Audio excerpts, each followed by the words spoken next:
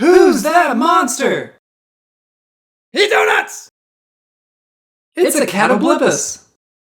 Specifically from the Dungeons & Dragons 5th edition, Volo's Guide to Monsters, page 129, the art is a reimagining of the famous Catablipus. I really hope I'm pronouncing that right. Catablipus.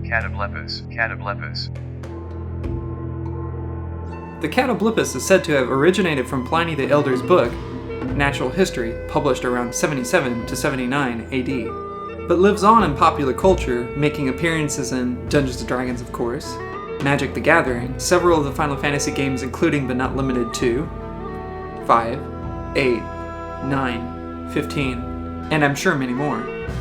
A lot of them have drawn inspiration from each other. So is it that far-fetched to see the Catablipus make a cameo? So why even talk about the Catablipus?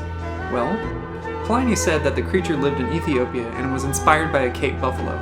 To me, seeing an old legendary creature live on to today and get refined and fleshed out over time is pretty interesting and a testament to the iterative creative process.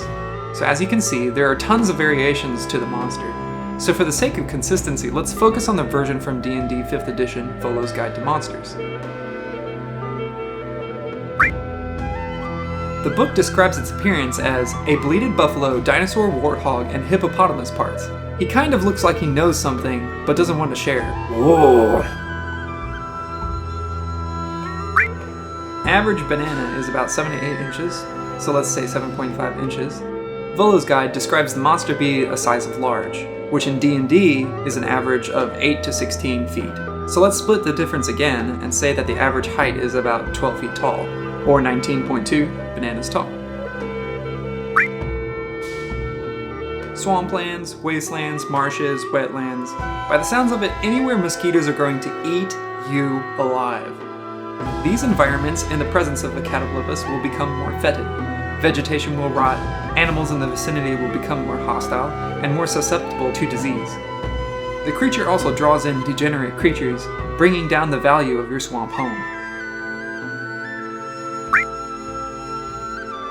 Choice vegetation, occasional bits of carrion, or decaying flesh of dead animals, or the fresh flesh of Bel Air. I mean its victims. The Catablipus smells like an intoxicated drunkard who used too much Axe body spray, got murdered, and was found rotting in a bar bathroom. Or as the book describes, death mixed with swamp gas and a skunk musk. Stand within 10 feet of this creature and you risk being poisoned by its miasma.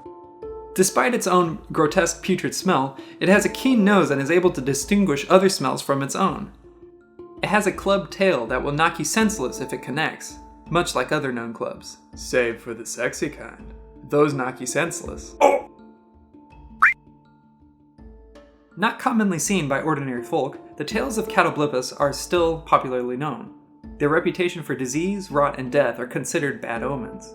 Even at the rumor of said foul beast, it's enough to send an ominous shiver in the nearby residents. It's been said that hags, or a coven of hags, may keep them like cattle, or as guardians or pets.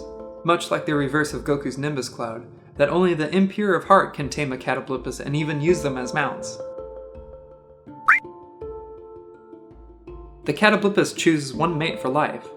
Divorce rates for Catablipus are much lower than humans. The court justice of Catablipus is always happily marrying them. Whether they stay for the kids or out of fetid gross love is still up for debate by leading scientists, but I digress. When the Catablipus are protecting a calf, they are extremely protective of their territory.